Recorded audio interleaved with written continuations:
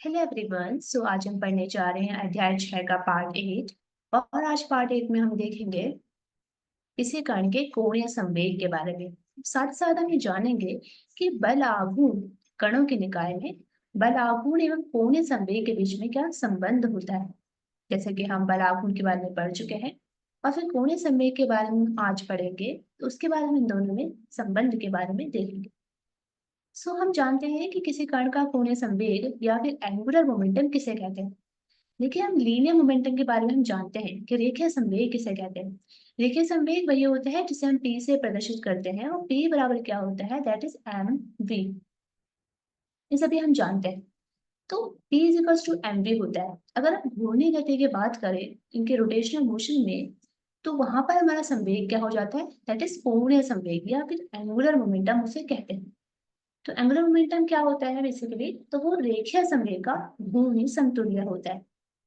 कोणीय संवेग जो होता है वो बल आघूर्ण की तरह ही कोणीय संवेग भी एक सदिश राशि होती है।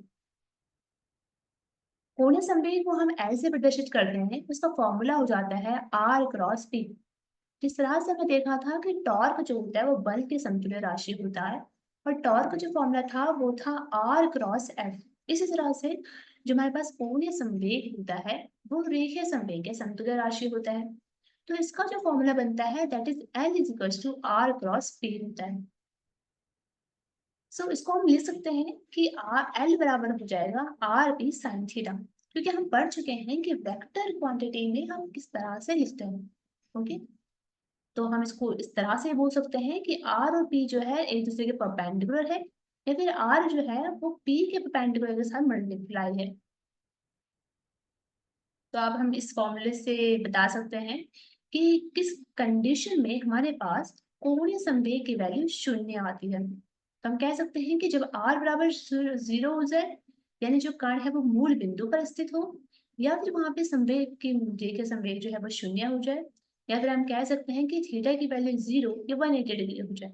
क्योंकि साइन थीटा जो है, जब थीटा की वैल्यू 0 होती है तो sine 0 is 0 and sine 180 is also 0। तो उस केस में हमारे पास जो कोणीय संवेग होता है वो शून्य आ जाता है। अब हम बात करते हैं बल आघूर्ण और कोणीय संवेग में रिलेशन के बारे में। हम बल आघूर्ण के बारे में जानते हैं कि tau is equal to R cross F होता है, और अब हम जानते हैं कोणीय संवेग में एल बराबर आर क्रॉस पी होता है। तो इन दोनों के बीच में हमें रिलेशन बताने हैं। चलिए शुरू करते हैं। हम बात करते हैं कोणीय संवेग की। कोणीय संवेग में हम जानते हैं कि एल बराबर होता है आर क्रॉस पी। तो इसको अगर हम समय के आधार पर डिफरेंशिएट करें यानी अवकलित करें, तो हमारे पास रिजल्ट आता है D L upon D T, D upon D T और आर क्रॉस पी। यहाँ पर आपको जरूरत पड़ेगी अवकलन में, जो आपको गुणनफल करते हैं हम, उसको आपको आना चाहिए यहाँ पे अवकलन। तो इसे हम किस तरह से करते हैं, चलिए देखते हैं। हम मैथ्स में इसको पढ़ते हैं अवकलन में कि डेल अपॉन डी टी हम लिखेंगे तो एल को हम यहाँ पे खोल के लिख सकते हैं, that is R cross P.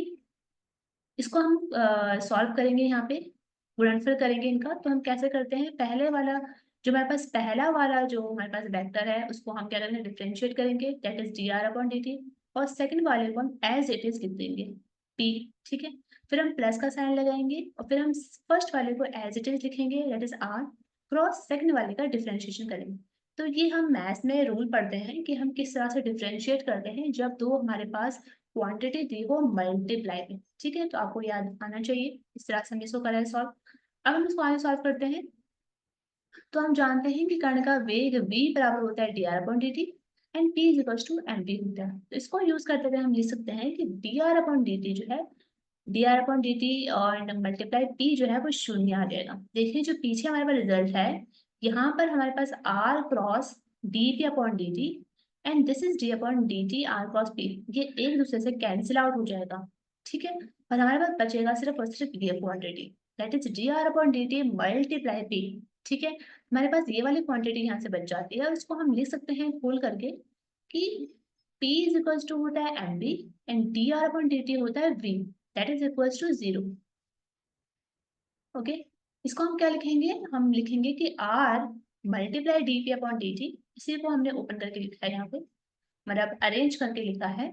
यहाँ पे हम लिख सकते हैं कि R मल्टीप्लाई F, क्योंकि हम जानते हैं कि D P upon D T change in गति के सेकंड नियम के अकॉर्डिंग हम जानते हैं कि change in linear momentum is equals to force के बराबर होता है। ठीक है, तो R multiply D P upon D T बराबर हो जाएगा आर क्रॉस एफ, और आर क्रॉस एफ क्या होता है, that is equals to Tor.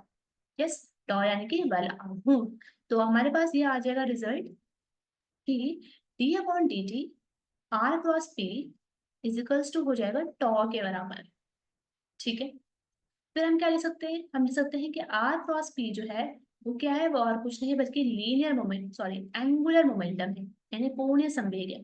तुम्हारे पास फाइनल रिजल्ट आ जाता है कि P L upon D T बराबर हो जाएगा टॉर्क। ठीक है, तो हमने कुछ नहीं किया है, सबसे पहले हमने कोणीय संवेग लिखा था उसका फॉर्मूले को, उसके फॉर्मूले को हमने डिफरेंशिएट करा, डिफरेंशिएट करने के बाद हम उसको ओपन अप करा, और उसको अरेंज करते हुए हमने कुछ फॉर्मूले जो हमें आते थे उसको यूज करते हुए हम यहाँ पर पहुंच चुके हैं कि dl अपॉन dt बराबर होता है टॉर्क। ठीक है, तो इसको हम तुलना कर सकते हैं कि F बराबर dp अपॉन dt होता है। यस, अकॉर्डिंग टू न्यूटन्स के सेकंड लॉ के अनुसार जो रेखीय संवेग में परिवर्तन की दर होती है वो बल के बराबर होती है। इसी तरह से यहाँ पे बल आघूर्ण जो कि बल के समतुल्य राशि है, और ये जो वेग के समतुल्य राशि है, तो सेम रिजल्ट हमारे पास यहाँ पर निकल कर आ रहा है घूर्णी गति के कॉन्सेप्ट में। ठीक है, तो अब हम जानते हैं कि कणों के निकाय का बलाघूर्ण एवं जो कोणीय संवेग होता है, एन कणों के निकाय के लिए अगर हम इसको देखें तो हम क्या लिख सकते हैं, एल बराबर जो हो जाएगा that is equal to L1 plus L2 that is Ln। यानी अगर हमें एन कणों के निकाय के लिए अगर हमें कोणीय संवेग लिखना हो तो हम क्या लिखेंगे, that is summation of i is equal to 1 से लेकर n तक हो जाएगा Li। ठीक है, इस तरह से हम आई वे कण के लिए अगर हम कोणीय संवेग की बात करें तो वो आ जाएगा Li is equal to R I multiply P I, यानी हर एक कण को हमें क्या करना पड़ेगा, जोड़ना पड़ेगा उसके अंतर्गत। कणों के निकाय का कोणीय संवेग जो हो जाएगा that is equal to L is equal to हो जाएगा summation of L I is equal to summation of R I multiply P I. हम जानते हैं कि dl अपॉन dt क्या होता है, that is equal to d upon dt summation of li is equal to summation of dli upon dt is equal to summation of tau i के बराबर हो जाएगा, जहां टॉ i जो होता है वो i वे कण पर प्रभावी बल आघूर्ण होता है। हम कह सकते हैं कि टॉ i बराबर हो जाएगा आर आई मल्टीप्लाई एफ आई। तो इस तरह से हम बता सकते हैं कि n कणों के लिए i वे कण पर जो बल आघूर्ण लगेगा वो किस तरह से होता है। टॉ को लिख सकते हैं हम, टॉ बराबर हो जाएगा हमारे पास summation of R I multiply F I. यहाँ पे जो टॉ होता है बेसिकली बल आघूर्ण, वहां पे टॉ क्या होता है, टॉ एक्सटर्नल प्लस टॉ इंटरनल होता है। हम ये समझते हैं कि बल जो होता है बेसिकली कुछ कणों के आंतरिक बल होता है, कुछ कणों का बाह्य बल होता है। तो यहाँ पे जो आंतरिक बल जो बाह्य बल होता है टॉ एक्सटर्नल, वो क्या हो जाएगा, उसकी वैल्यू आ जाएगी summation of R I multiply F external यानी एफ बाह्य बल।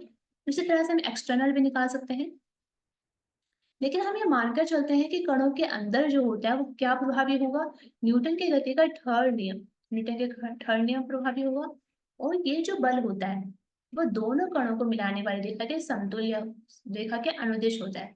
यानी जो कणों के निकाय के अंदर जो बल लग रहे होते हैं वो कण न्यूटन की गति का थर्ड नियम को फॉलो करते हुए क्या हो जाते हैं, वहां पर जो बल होता है आंतरिक बल उनका जो योगदान होता है बल आघूर्ण में वो शून्य हो जाता है। तो इस तरह से हम कह सकते हैं कि टॉ इंटरनल की वैल्यू शून्य होगी। तो यहाँ पे डीएल अपॉन डी टी जो हमारे पास आता है जिसका जो टॉ होता है वो वाला टॉ सिर्फ और सिर्फ एक्सटर्नल की वजह से होता है।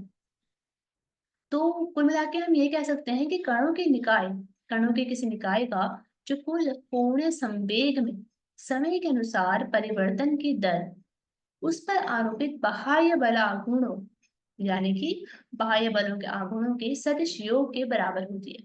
यानी जो बल आघूर्ण की हम बात करते हैं वो केवल और केवल बाह्य बल आघूर्ण की हम बात करते हैं, आंतरिक बल आघूर्ण की बात हम नहीं करते हैं। ठीक है, यानी कि dp upon dt is equal to F external होता है, उसी तरह से घूर्णी गति का समतुल्य क्या हो जाता है, dl upon dt is equal to tau external.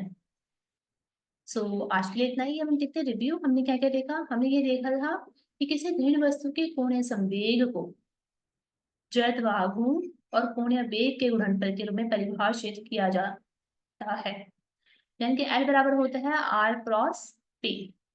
बल आघूर्ण व कोणीय संवेग में जो रिलेशन था वो था dl upon dt is equal to tau external. So आवश्यक शर्तें ये है कि हमें रेखीय संवेग, बल आघूर्ण, समाकलन और अवकलन के बारे में पता होना चाहिए। सो नेक्स्ट हम क्या देखेंगे? नेक्स्ट हम देखेंगे कोणीय संवेग का संरक्षण किसे कहते हैं। तो हम देखेंगे उदाहरण 6.5 और उदाहरण 6.6। तब तक के लिए थैंक यू।